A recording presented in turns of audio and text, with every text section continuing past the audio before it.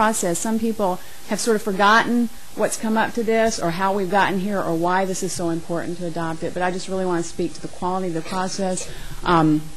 Across county departments, the fire inspector, MPC, the health department, a lot of us really participated, so it was really the county pulling together. And I wasn't interested in stormwater when I got started, but it's become a little more interesting, but it's really, really, really important. And to see the activists and the community organizers, and I put more of them into the site planning roundtable because I felt like there really had to be that balance of the different points of view.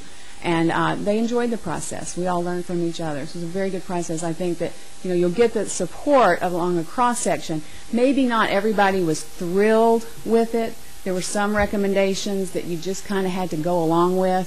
So it wasn't that you absolutely agreed and said, yeah, I love that recommendation. But you got to the point where you could say, yes, I can see why that's important. I won't block it. I'll support it. So that kind of support is very important in a community that's as diverse as ours is, and it was a good process. So I just wanted to bring that up from a different point of view from Parks and Recreation, and that for the county government, I just appreciate being part of it. Thank you. Mr. Chairman, I'd like to hear, we're all for clean water. We've mentioned that in the meeting today, and that's one reason I love East Tennessee. I mean, I love that we live here in Knoxville. But I'd like to, we've come up with this and said we're going to do this, and this, but I want to hear from the development side. From the other side, I see Mr. Hammond back there. I'm not from Hallsdale Powell. He's here. I see Victor Jernigan here. I'd like to hear, what are their thinkings on some of this before all this gets done. Commissioner, I'm completely comfortable with that, but I feel like we made a commitment to respect the order of the list, and I think it's not particularly long, so if we could stick with that, I'd appreciate it. They can be gathering their thoughts.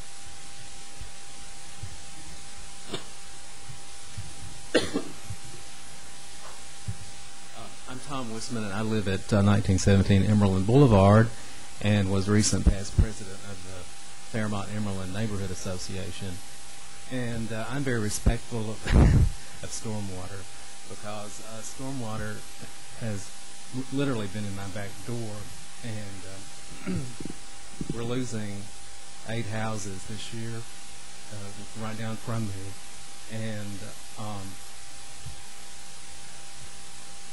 I really want us to, if you will, pass the strictest regulations possible, because the development along the Caswell Pike area is terribly impacting our neighborhood, and it's very important to all of us who live in that community. Thank you.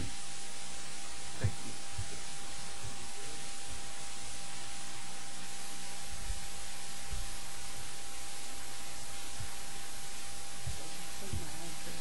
Just your name and address. I'm Angie Fields. I live at 8029 Hill Road in Halls, Tennessee. Briefly, I'm trying to figure out, and I'm not even sure if I'm in the right place on this part, but there's a subdivision going in across the street from me. We live right next to Salem Baptist Church. The subdivision is shooting out water across Hill Road through our house to the subdivision being developed behind us, which is dumping nothing but mud into the creek that dumps into Beaver Creek. I'm trying to find out, and been trying since August, to figure out how this all goes about. They got a culvert at the end of the subdivision. They got retention ponds in the back, or basins, but there's none in the front.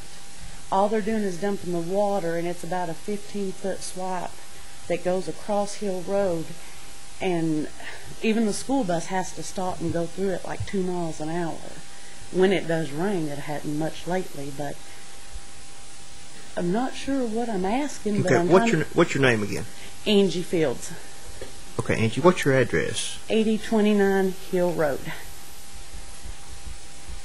Okay, Mr. Wietrich, will you take a look at that tomorrow?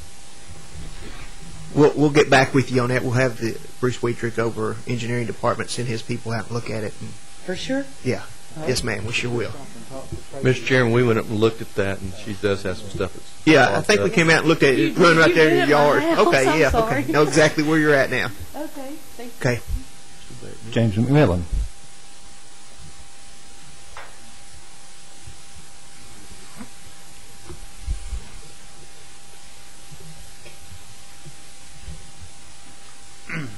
James McMillan, 4715 McCampbell Drive, Knoxville, Tennessee.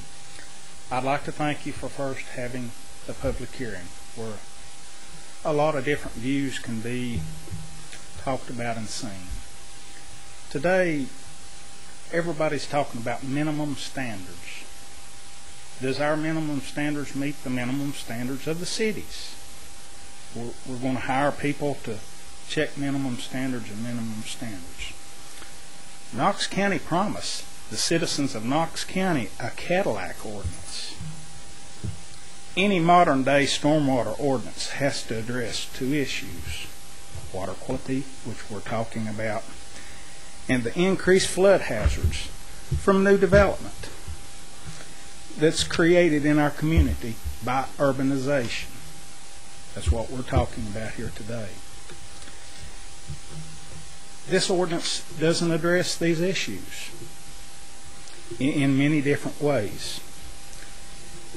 We have not changed the way we're wanting to manage our water. In the state of Tennessee, when you change your drainage patterns, there's common law practice in Tennessee. You cannot change the natural flow of the water onto somebody else. It's common law. It's been followed up in state statutes and everything, but that's considered a civil matter. It's a trespass. This ordinance doesn't even address what problems we're in right now. We're in increased volumes. Now, when it rains, the people down in Emberlin Avenue have to address 10 times the amount of water that used to drain down through there on the same rain event maybe 2 years ago, because we're urbanizing. We're changing our natural pattern. We're not addressing the volume, the total volume of water these sites are creating. This is creating more flood hazards. We discussed, or she did, about the in-stream bank erosion. That is the first thing they teach in hydrological classes. It's Manning's equation to uniform flow. When you add more water, you increase the weight. When you increase the weight, you increase the speed because it's flowing. Gravity dictates. When you keep increasing it, you increase the speed. The speed increases and causes in-channel erosion through friction. It's science. It's simple. We've not changed our process. It's still the same way. We're going to dump more water in more streams. These streams can't handle the flow now. We're at a critical level. This ordinance, if passed, you're telling the citizens and the property owners that live in these watersheds that their property is going to continue to be damaged at increased levels and heights for storm events. I know this board and county commission, I even run against Mr. Smith, because it is the duty and honor of county commission to support the public health and safety of the citizens. Stormwater is a public health and safety issue.